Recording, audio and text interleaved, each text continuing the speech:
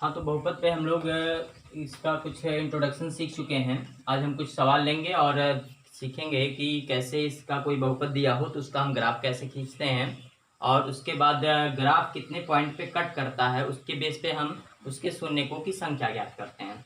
तो मान लीजिए y इक्वल टू एक सिंपल पहले हम ग्राफ लेते हैं x plus three, y equal to x plus three, यानी एक रेखा दी गई है ये, इसका आपसे कह दिया जाए ग्राफ खींचिए। तो आप सबसे पहले क्या करते हैं, एक आप टेबल बनाएंगे जिसमें x की वैल्यू हम रखेंगे खुद से और y की वैल्यू प्राप्त करेंगे।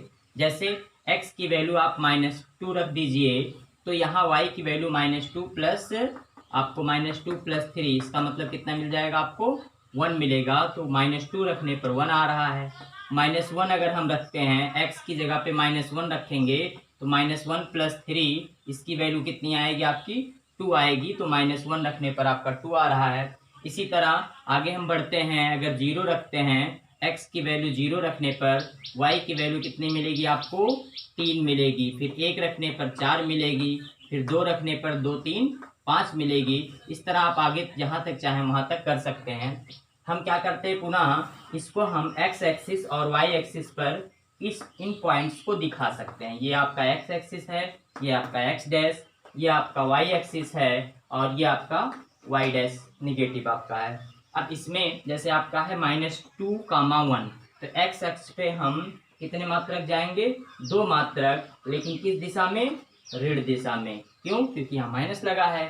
तो -2 और y एक्स पर कितना 1 मात्रक जाएंगे ऊपर हम, तो 1 मान लीजिए 1 यूनिट यहाँ है, तो आपको पॉइंट यहाँ मिल जाता है। इसी तरह -1, 2 अगर दिखाना है तो x अक्ष पे -1, y अक्ष पर कितना आप जाएंगे 2 यूनिट, तो मान लीजिए ये आपका 2 हो गया। फिर आपका दिखाना है 0, 3, यानी x एक्सिस पे कहीं नहीं जाएंगे, y एक्सिस पे आपको 3 यूनिट जाना है। तो इस तरह अगर हम इन पॉइंट्स को मिला दें तो आपको इस जो आपका ये दिया गया रेखा दी गई या बहुपद दिया गया है, इस बहुपद का हम ग्राफ खींच लेते हैं। यहाँ पॉइंट आपका कौन था, यहाँ कौन था और यहाँ कौन था, ये चीज़ आपको यहाँ से क्लियर होंगी। -2, 1 से आई बात समझ में, ठीक। तो यहाँ पे देखिए रेखा जब दी रहती है तो केवल हम 2 पॉइंट से काम चला सकते हैं। कितने पॉइंट से, 2 पॉइंट से। लेकिन अगर ये आपका बहुपद इस तरह होता, 2 घात में होता, 3 घात में होता या 4 घात में होता, तब केवल 2 पॉइंट से काम नहीं चलता है, ठीक है। इसीलिए हमने ये टेबल बता दिया। ये टेबल आपकी सबके लिए लागू हो, चाहे रेखा हो, चाहे 2 घात वाला बहुपद हो, चाहे 3 घात वाला बहुपद हो, चाहे 4 घात वाला बहुपद हो, कोई भी बहुपद हो उसमें हम आसानी से निकाल सकते हैं। तो आशा है आपको ग्राफ खींचना आ गया होगा। क्या करेंगे, फिर से जान लीजिए कि पहले जो बहुपद दिया रहेगा उसको हम किस इक्वल करेंगे, y की इक्वल कंसीडर कर लेंगे, y equal to x square plus 3 हो जाएगा।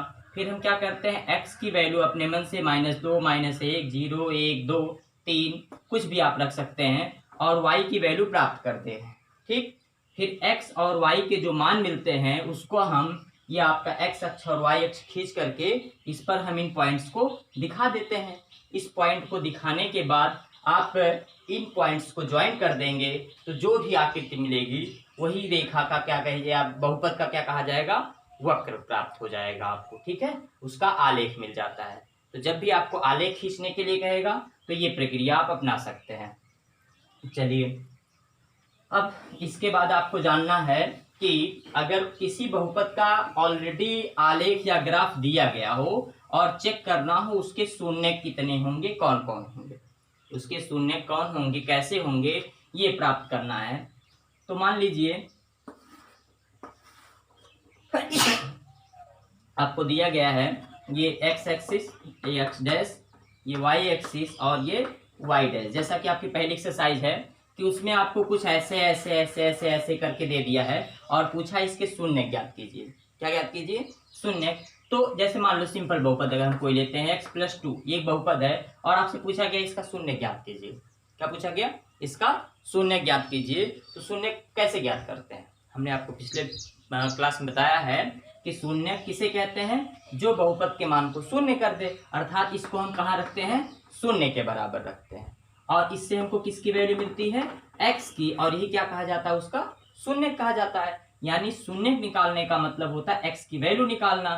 तो यहाँ पे क्या है कि अगर ये बहुपद आपका शून्य है, अर्थात अगर बहुपद को हम y माने तो इसका मतलब y किसके बराबर है, शून्य के बराबर है। तो y शून्य जब होता है तो उसे हम x अक्ष कहते हैं। y बराबर 0 किस अक्ष का समीकरण है, x अक्ष का समीकरण है। इसलिए इसमें y इक्वल टू 0 का मतलब x अक्ष को कहाँ काटता है, इसलिए x अक्ष को देखा जाता है। यहाँ पे देख सकते हैं 1 2 3 4 5 बिंदुओं पे काट रहा है, इसलिए इसके शून्यकों की संख्या आपकी होगी कितनी, इसके शून्यकों की संख्या होगी 1 2 3 4 5। ठीक है, क्यों होगी आप लिख देंगे, क्योंकि यह x अक्ष को कितने बिंदुओं पर काटता है, x अक्ष को 5 बिंदुओं पर काटता है, इसलिए इसके किसकी संख्या, शून्यकों की संख्या कितनी होगी, 5 होगी। आपको समझ में आ गया होगा। तो पहली प्रश्नावली आपकी पूरी ऐसे ही है। कुछ बच्चों ने कल सॉल्व किया था, अच्छे हैं, जो नहीं सॉल्व किए हैं वो भी अच्छे हैं, क्योंकि आगे आप सॉल्व करके पूरा दिखाइए। तो चलिए अगली दूसरी प्रश्नावली में आपको शून्यकों और गुणांकों में संबंध निकालना था। शून्यकों और गुणांकों में क्या क्या रिलेशन होता है उसको जानेंगे। हमने आपको बताया भी था कि अगर कोई द्विघात बहुपद हो, कितने घाती बहुपद, द्विघात बहुपद, द्विघात बहुपद ax square plus bx plus c होता है आपका, ये द्विघात बहुपद है। और इसके दो शून्यक अल्फा और बीटा अगर हैं तो अल्फा प्लस बीटा बराबर होता है माइनस बी बाई ए, यानी एक्स स्क्वायर का गुणांक बटे किसका गुणांक, सॉरी माइनस एक्स का गुणांक बटे एक्स स्क्वायर का गुणांक। इसी तरह alpha into beta equal to क्या होता है आपका सी बाई ए, यानी किसका गुणांक आपका, अचर पद बटे एक्स स्क्वायर का गुणांक। ठीक, इतनी चीज पढ़ चुके थे। इसके बाद आपका 3 घात वाला भी जान लीजिए, कभी कभी पूछ लेता है, वैसे आपके बोर्ड एग्जाम की दृष्टि से नहीं है फिलहाल, लेकिन जानते रहिए कि अगर 3 घात दे दिया जाए, जैसे A X square A X cube plus B X plus B X square plus C X plus D, ये बहुपद है और इसके 3 शून्यक होंगे अल्फा बीटा और गामा। ये क्या चिन्ह है आपका, गामा है। ये अल्फा बीटा गामा क्या है, ग्रीक भाषा के अल्फाबेट हैं। तो alpha plus beta plus gamma this equal to होता आपका माइनस बी बाई ए, और अल्फा बीटा यानी दो मूलों को एक साथ लेंगे, beta gamma plus gamma alpha equal to minus C by A होता आपका, प्लस लगाएंगे यहाँ माइनस, और alpha into beta into gamma this equal to होता है माइनस डी बाई ए। एक फार्मूला इसका है जो कि बहुत ही व्यापक है, चाहे 100 घात हो उसके लिए भी हम लगा सकते हैं। स्पेशली यहाँ पे आप 2 घात और त्रिघात वाले फार्मूले एक बार देख लें और नोट कर लें कि 2 घात और 3 घात आपको जानना है, ये और ये स्क्रीनशॉट ले लीजिएगा। फिलहाल चलिए मिटा देते हैं। हाँ, तो अब दूसरी एक्सरसाइज में आपको इसी पर सॉल्व करना है और इसके फार्मूले को वेरीफाई करना है। फार्मूला जो आपका है ये सही है कि गलत आ रहा है कि नहीं आ रहा है। तो चलिए एक्सरसाइज 2.2 का हम पहला क्वेश्चन लेते हैं। पहला क्वेश्चन का पहला पार्ट आपको दिया गया है, कहा है x square minus 2x minus 8। Last वाला लेते हैं, कुछ बच्चे किए होंगे इसको। चलिए हम लास्ट वाला ले लेते हैं, 6वां सवाल, पहले का 6वां दिया गया आपको 3x square minus x minus 4, और आपको पता क्या करना है कि इसके गुणांकों और शून्यकों में की सत्यता की जांच कीजिए, बीच संबंध की सत्यता की जांच कीजिए। तो पहले हम क्या करेंगे, आपको फार्मूला है, आपका फार्मूला ये है कि alpha plus beta equal to minus B by A और alpha into beta equal to C by A. कितने घात के लिए, 2 घात के लिए। तो अब इन 2 घात के लिए आप देख सकते हैं, आपको अल्फा चाहिए, बीटा चाहिए, बी चाहिए, ए चाहिए, सी चाहिए, ए चाहिए, अल्फा और बीटा चाहिए। तो ए बी सी, तो यहाँ से हम क्लियर कर सकते हैं, जान सकते हैं। कैसे जान सकते हैं, क्योंकि एक्स स्क्वायर का जो गुणांक होता है वो ए होता है, एक्स का जो गुणांक होता है वो बी होता है, और अचर पद जो होता है वो सी होता है।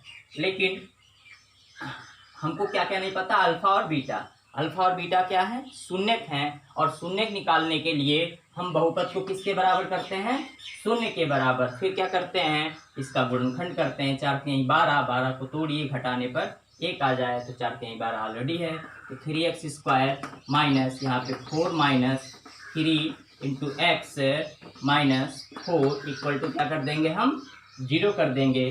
तो आप देख सकते हैं 3x² minus 4x plus 3x minus 4 equal to 0।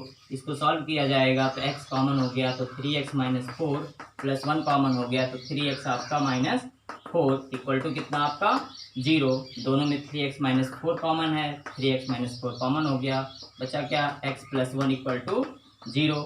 अब इसको अगर सॉल्व करें आगे हम तो 3x है यानी इसको इक्वल 0 कर देंगे, डायरेक्ट कर दे रहे हैं। 3x ऋण 4 बराबर 0 यानी 3x minus 4 equal to 0, 3x equal to 4, then x equal to 4/3। और इस तरह अगर हम इसको 0 के बराबर करते हैं x plus 1 equal to 0 mean x equal to आपका -1। तो अल्फ़ा की वैल्यू आपको मिल गई 4/3 और बीटा की वैल्यू आपको मिल गई -1। ठीक, अब यहाँ पे हम रख करके इसको वेरीफाई करेंगे। तो अल्फ़ा और बीटा मिल गया, बीटा दे रहे हैं, स्क्रीनशॉट एक बार ले लीजिएगा। तो अल्फ़ा और बीटा दोनों वैल्यू हम वहाँ रख करके और इसके संबंध की सत्यता की जांच करते हैं। तो आपको मिल गया अल्फ़ा इक्वल टू कितना, अल्फ़ा इक्वल टू 4/3 और बीटा इक्वल टू मिल गया आपको -1। और समीकरण क्या था आपका, समीकरण था 3x² माइनस x माइनस 4। अब इसके अकॉर्डिंग अगर a लिखें तो a इक्वल टू 3, यहाँ लिख दीजिएगा आप बहुपद कितने की तुलना किससे करने पर, इसकी तुलना ax² plus bx plus c equal to 0 से करने पर a बराबर कितना मिल गया 3, b बराबर मिल गया -1 और c बराबर मिल गया आपको -4।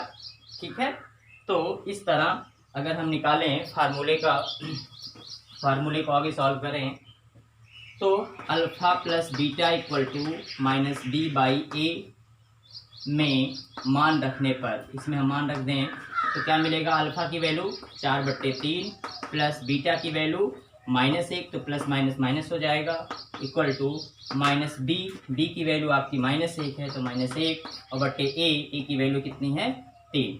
इसमें आप भिन्न का नियम लगा दीजिए, 4 एकम 4 -3 एकम 3 बटे 3 बराबर माइनस माइनस आपका प्लस हो गया 1/3, 4 में से 3 गया 1/3 बराबर 1/3।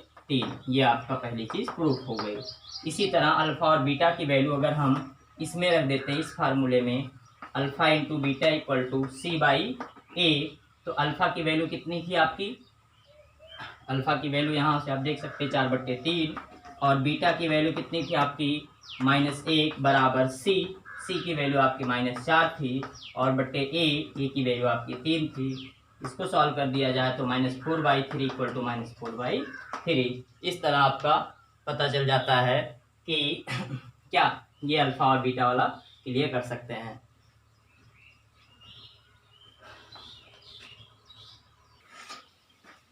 हाँ, तो ये पहला क्वेश्चन आपका हो गया एक्सरसाइज 2.2 का।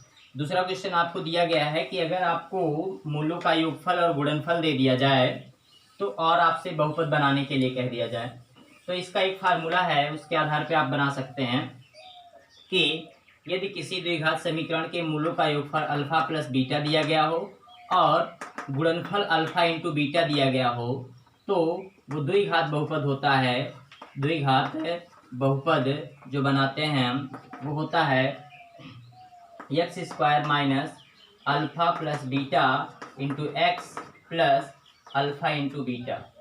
ठीक है, इसको गुणांक आप कुछ भी ले सकते हैं, कांस्टेंट राशि के ले सकते हैं, तो द्विघात बहुपद इससे आप बना सकते हैं k into x² minus alpha plus beta into x plus alpha into beta. अब इसमें देखिए अगर हम वैल्यू रख दें, आपको जिससे पहला क्वेश्चन दिया गया है, दूसरे का पहला दिया गया है कि मूलों का योगफल सीधे दिया, ध्यान दीजिएगा ये अल्फ़ा और बीटा के मान अलग अलग नहीं है, ये अल्फ़ा प्लस बीटा है और अल्फ़ा इंटू बीटा है, क्योंकि प्रश्न में लिखा गया है शून्यकों के योग तथा गुणनफल दी गई संख्याएं हैं। तो इस पे चर्चा कर लेते हैं थोड़ा सा। यहाँ पे मान रख करके हम फार्मूले में सीधे निकाल सकते हैं k into x² minus alpha plus beta, alpha plus beta की वैल्यू है 1/4 और इंटू एक्स की वैल्यू रखते नहीं है, प्लस अल्फ़ा इंटू बीटा की वैल्यू आपकी -1। के इंटू इतना इतना लिख दीजिए, या आप और सॉल्व करना चाहें तो इसको थोड़ा सा गुणा कर सकते हैं, के into 4x² minus x minus 4/4। इस 4 को के साथ कंबाइन कर दें तो k/4 into 4x² minus x minus 4। अब k/4 का मतलब ये भी एक कांस्टेंट है, इसलिए कोई भी राशि इस पे k ही लिख सकते हैं या कुछ भी लिख सकते हैं। इस तरह 4x² माइनस एक्स माइनस 4, ये क्या मिल गया आपको, द्विघात बहुपद मिल गया। ये फार्मूला, ये क्वेश्चन हम कब लगाएंगे, जब आपको कहेगा कि योगफल दिया हो, गुणनफल दिया हो और ये चीज़ निकालना हो। ये फार्मूला कैसे आया और यहाँ पे हम के क्यों ऐड करते हैं, इसको हम अगली क्लास में देखेंगे, क्योंकि इस क्लास में आपका थोड़ा सा वीडियो लंबा हो जाएगा, इसलिए धन्यवाद।